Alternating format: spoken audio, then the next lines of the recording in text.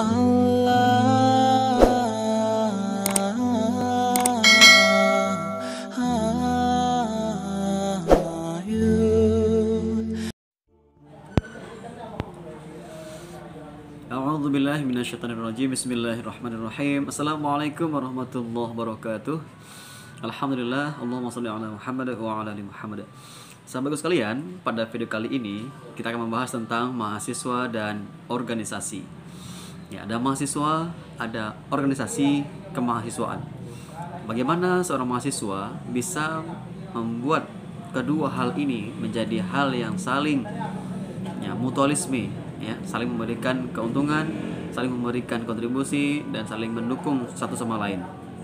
Nah, kampusnya, kuliahnya nilainya bagus, organisasinya, dedikasinya, kontribusinya bagus juga untuk alma mater. Bagaimana caranya seorang mahasiswa bisa mengikuti kedua hal ini? Tugas dia sebagai mahasiswa, sebagai seorang pelajar, orang yang terus belajar, orang yang belajar di dunia kampus. Kemudian ada organisasi kemahasiswaan sebagai tempat wadah mahasiswa untuk berkreativitas, untuk berinovasi, dan untuk menyalurkan bakat dan minatnya, dan juga untuk melatih karakter dan juga kepribadian menjadi mahasiswa seutuhnya. Bagaimana menjadi mahasiswa yang kritis, mahasiswa yang tanggap, mahasiswa yang peka dengan lingkungan, mahasiswa yang responsif mahasiswa yang juga peduli dengan kondisi negara kita, termasuk kondisi dunia pendidikan maupun dunia aspek-aspek di bidang lainnya. Nah, jadi kali ini, video ini kita akan membahas tentang bagaimana sih mahasiswa itu bisa mengikuti organisasi, bagaimana cara-caranya agar mahasiswa itu tidak menjadi mahasiswa kupu-kupu, kuliah pulang, dan sebaliknya sebaiknya akan lebih baik menjadi mahasiswa yang kura-kura, kuliah rapat, yang pasti jangan sampai jadi kunang-kunang, kuliah nangkring, kuliah kemudian hanya nangkring nongkrong, dan nggak tentu arah, apalagi begitu. Oke, untuk kali ini jangan lupa teman-teman yang belum subscribe silahkan subscribe, bagi yang belum like silahkan di like, dan jangan lupa nanti jika video ini bermanfaat silahkan di share untuk kebaikan dunia mahasiswa dan pendidikan Indonesia. Nah, terima kasih teman-teman sudah subscribe, like, dan share. Jangan lupa berikan komentar teman-teman sekalian untuk memberikan saran atau mungkin konten-konten video untuk video berikutnya. Ini untuk informasi, channel YouTube Yudi Saputra Berkarya sudah mengupload video 222 video lebih, Alhamdulillah. Sampai saat ini terus berkontribusi, berkarya atas dukungan dari teman-teman sekalian. Thank you. Oke, yang pertama, mahasiswa dan organisasi. Bagaimana mahasiswa harus bisa mengenali apa saja organisasi kemahasiswaan yang ada di sebuah kampus, ada di sebuah universitas, atau di sebuah sekolah tinggi atau institut, apapun namanya. Jadi teman-teman sekalian harus bisa mengenali apa-apa saja organisasi kemahasiswaan yang ada di kampus. Apakah itu mulai dari yang paling kecil, tingkat himpunan mahasiswa jurusan atau HMJ, atau HIMA, himpunan mahasiswa, atau nanti di tingkat lebih tinggi lagi ada badan eksekutif mahasiswa atau BEM fakultas. Ada lagi namanya BEM kampusnya, BEM umumnya, badan eksekutif mahasiswa kampusnya. Ada lagi namanya UKM, unit kegiatan mahasiswanya, apakah itu PMI, apakah itu nanti lembaga dakwah kampus, apakah itu UKM seni, apakah itu seni bela diri, apakah itu nanti seperti dan sebagainya pokoknya. Intinya banyak teman-teman sekalian, tergantung kampusnya. Makin besar kampusnya makin banyak pula organisasinya.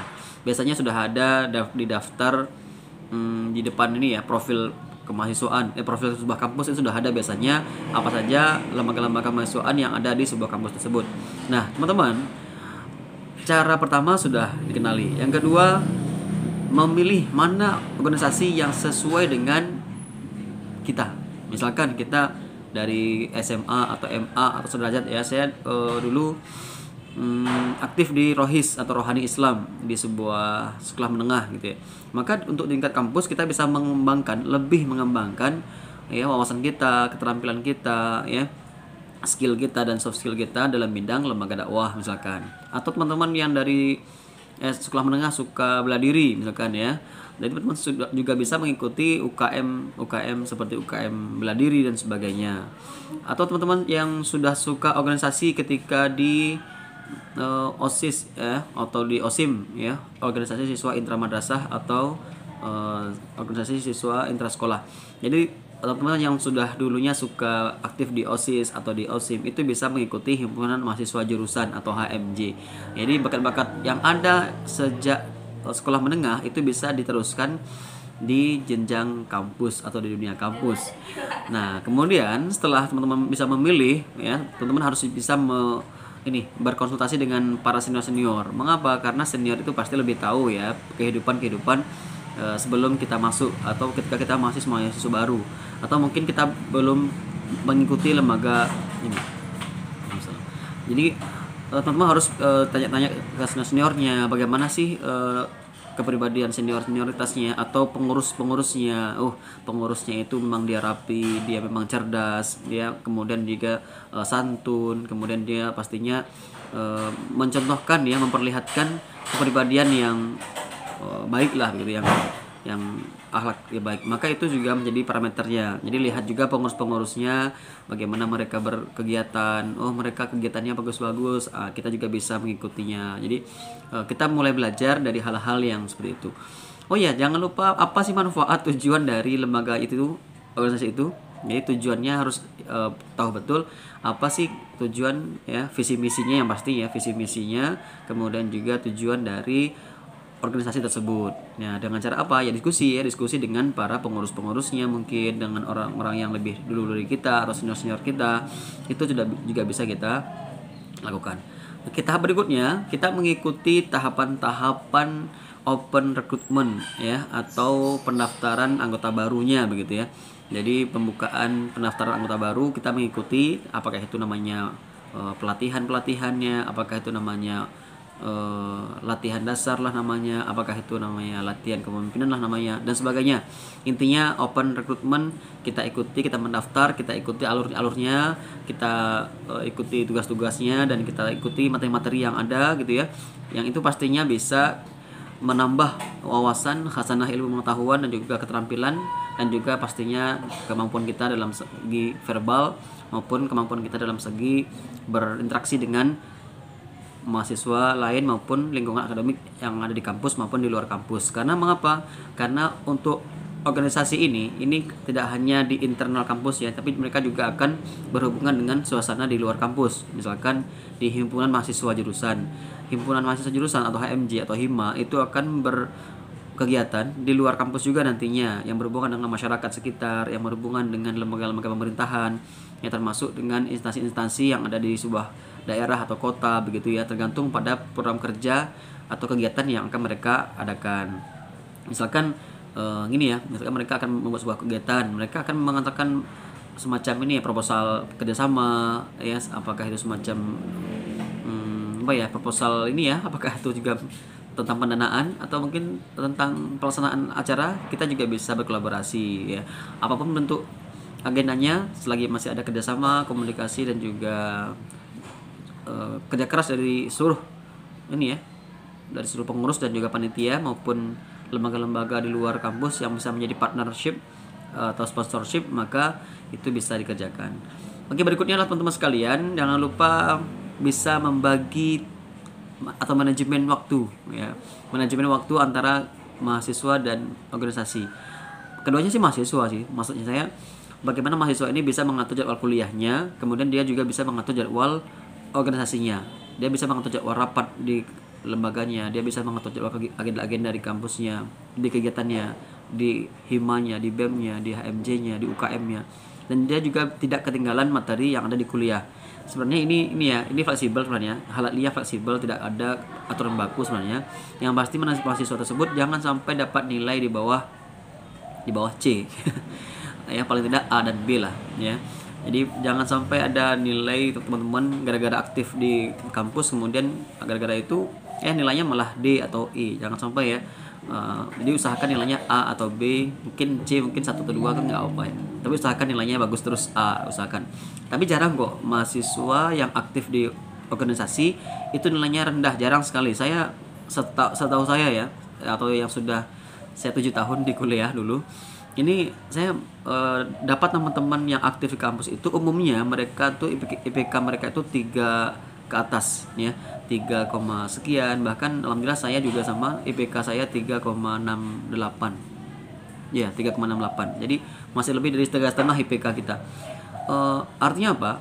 Mahasiswa yang aktif di organisasi itu dia akan semakin aktif dalam perkuliahan, karena secara keberanian, secara mental untuk bicara, percaya diri, wawasan, dia akan terbiasa untuk menyampaikan di depan forum. Karena di dalam perkuliahan itu biasanya setiap dosen itu mengutamakan presentasi ya, presentasi dari mahasiswanya di depan kelas. Jadi ketika mahasiswa sudah terbiasa untuk tampil di depan umum, membuka acara atau menjadi pemateri mungkin dia, atau mungkin dia aktif dalam kepanitiaan, maka dia secara langsung sudah bisa belajar bagaimana untuk juga bisa tampil lebih maksimal lagi di depan kelas ketika perkuliahan ya. Jadi inilah manfaat dari aktifnya seorang mahasiswa ketika aktif dia atau terlibat dalam sebuah kepengurusan di organisasi kemahasiswaan yang ada di kampusnya. Jadi tidak ada ruginya ya, nggak ada ruginya ketika teman-teman aktif di organisasi kampus ya, sesuai dengan bakat dan minat yang teman-teman miliki. Nah, tahap berikutnya adalah teman-teman harus bisa ini ya, selain manajemen waktu, kemudian juga harus bisa memberikan kontribusi yang terbaik di sana. Apa sih yang bisa teman-teman berikan di situ? Ya, lihat apa program kerjanya, bagaimana lihat pula evaluasi apa yang sudah dilakukan selama ini, dan apa proyeksi-proyeksi yang bisa dibuat untuk langkah di bulan selanjutnya atau tahun-tahun berikutnya. Jadi itu merupakan salah satu agenda yang penting ya. Mulai dari planning ya, kemudian organizing, kemudian ada actuating, kemudian juga ada controlling, dan juga ada evaluation. Jadi ada 4 ya. Planning, perencanaan, kemudian organization, pengorganisasian, pembentukan panitia, kemudian ada actuating, pelaksanaannya, kemudian juga ada controlling, pengawasan dari para pembimbing dan orang-orang yang ada di kampus ya, dan juga terakhir evaluation. Jadi evaluasi yang diberikan oleh rekan-rekan yang lain, termasuk pihak kampus sendiri atau wakil ketua bidang kemahasiswaan. Oke teman-teman sekalian, terima kasih sudah menyaksikan. Semoga menjadi mahasiswa yang aktif dan produktif. Assalamualaikum warahmatullahi wabarakatuh.